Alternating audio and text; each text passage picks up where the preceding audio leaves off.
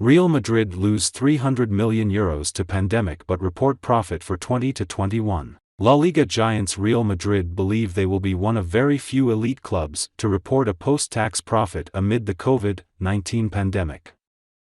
Real Madrid revealed they have lost close to €300 million in revenue during the coronavirus pandemic as their financial results were announced on Wednesday.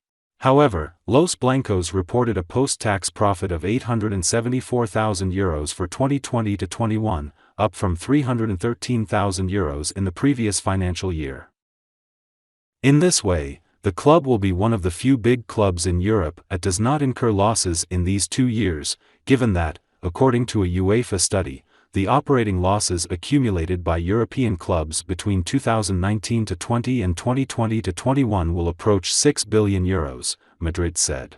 A statement attributed the club's financial performance to intense spending-saving measures in all areas. These measures, Madrid said, were the only way to compensate for a sizable 9-figure revenue loss, to which we would have to add the loss of new income that could have been achieved if the pandemic had not existed. Capital exits. The 13-time European champions did not make a single first-team signing in the 2020-21 season while selling Achraf Hakimi and Sergio Reguilon and allowing James Rodriguez to leave. Further big names are following this year, with Sergio Ramos departing after claiming a contract offer was withdrawn and Raphael Varane widely linked to Manchester United. However, Madrid are not considered to be in as tricky a situation as rivals Barcelona, who are closing on a new deal for Lionel Messi but must first clear room under their salary cap. And Madrid, whose Santiago Bernabéu stadium is under renovation, with the team playing elsewhere during the pandemic, continue to be linked with high-profile moves for the likes of Kylian Mbappe. But the final line in Madrid's financial report appeared to rule out sudden significant expenditure. With regard to the economic situation, current forecasts indicate that the recovery from the pre-pandemic situation will not be immediate, the club said. In this context, the club will continue in the effort so far to contain spending. Abellan demanded €10 million from Real Madrid to delete audio recordings. José Antonio Abellan, the journalist at the center of the leaked audio recording storm surrounding Real Madrid president Florentino Perez, is said to have demanded €10 million from the club in exchange for deleting the files. The recordings, which have come to light in recent days via the newspaper El Confidencial, were of Perez criticizing various former players and coached at Real Madrid. And with Perez preparing to sue Abellan and the newspaper, the case has taken a new turn, with the latest revelations coming from Carlos Bustillo on Wednesday night's El Transistor program on Onda Cero. The blackmail offer was made in the Cambaro restaurant in Madrid, and Real Madrid didn't accept it, Bustillo said. Present at the meeting was said to be Eduardo Fernández de Blas, Real Madrid's vice president. Among the targets of Perez's comments in the recordings aired have been Iker Casillas, Raúl González, Cristiano Ronaldo, José Mourinho and Vicente del Bosque.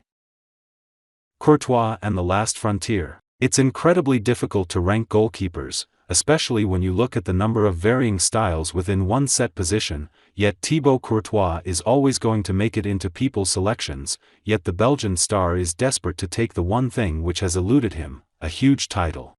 Yes, Courtois has won the domestic divisions in Spain and England multiple times, as well as losing in a Champions League final, but with his previous club, Chelsea, having lifted the Champions League in 2021, it has left the stopper without one of the truly major titles. All of a sudden, he is looking around his dressing rooms at both domestic and international level, and there are far more question marks than answers. Are Real Madrid equipped for a serious run at the Champions League given their financial difficulties and the Premier League dominance, and is Belgium's golden generation of players moving past their peak?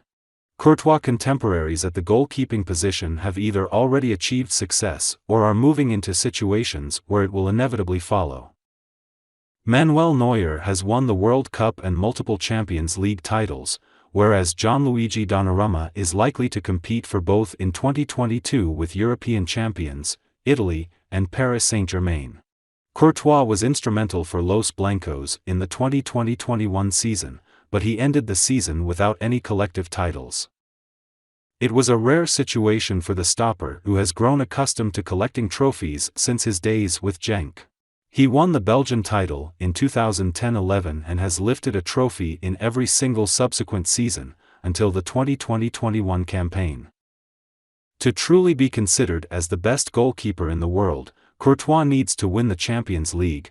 It's unfortunately one of the drawbacks of the position he plays in. Goalkeepers can't be perceived to have won a team the Champions League as Cristiano Ronaldo and Lionel Messi have been, but they can be cited as a rather high-priority reason as to why a team fell short. Football is now heading into a new period. The COVID-19 enforced fixture congested madness of 2019 through 2021 is over, yet we're now going into an 18-month period where the Champions League and World Cup will both be on offer close together. Courtois knows this might be the last dance for the current crop of Belgian stars, whilst Real Madrid will once again prioritize the continental triumph that has characterized the club for decades. PSG consider giant offer to tempt Mbappe to stay. Real Madrid's #1 transfer priority this summer remains Kylian Mbappe. But the Frenchman's current club, Paris Saint-Germain, will not let go of their prize asset lightly, and their Qatari hierarchy are considering offering Mbappe a mammoth new contract to try and keep him in the French capital. Yet, even though that proposal would take Mbappe's wage to a similar level as Neymar, money might not be enough in this scenario. Mbappe feels he cannot achieve all his ambitions in the game ere he is, and therefore he feels he has to move on. He has communicated that decision to sporting director Leonardo, President Nasser Al-Khelaifi and coach Mauricio Pochettino, and though relations remain cordial, particularly so with Pochettino, the 22-year-old's mind seems to be made up. Plenty of transfer activity at PSG. There have been weeks of transfer activity behind the scenes in Paris of late. PSG know that the threat of Mbappe leaving is real, and they have been weighing up other world stars that could replace him. Lionel Messi had been the first target. There had been contact with the Argentine's advisors, but Messi now seems set to stay at Barcelona. Cristiano Ronaldo is another whose name was mentioned, but it seems that the club want to wait for Mbappe to come back from his summer break before they decide on their next steps. While this situation sorts itself out, PSG need to balance the books to accommodate the arrivals of Sergio Ramos, Gianluigi Donnarumma and Jorginho Wijnaldum, whose arrivals might have been on a free but whose salaries have nonetheless sent the club's wage bill spiraling. Already out of the door is Mitchell Bakker, who has joined Bayer Leverkusen. As for Real Madrid, they hope that they can somehow get Mbappe through the doors at Valdebebas before the La Liga Santander season starts, or at least by September 2nd, when the summer transfer window closes. Mbappe wants to be the figurehead of a team, something he doesn't get at PSG with Neymar around, and at Real Madrid, he would be more likely to attain that status.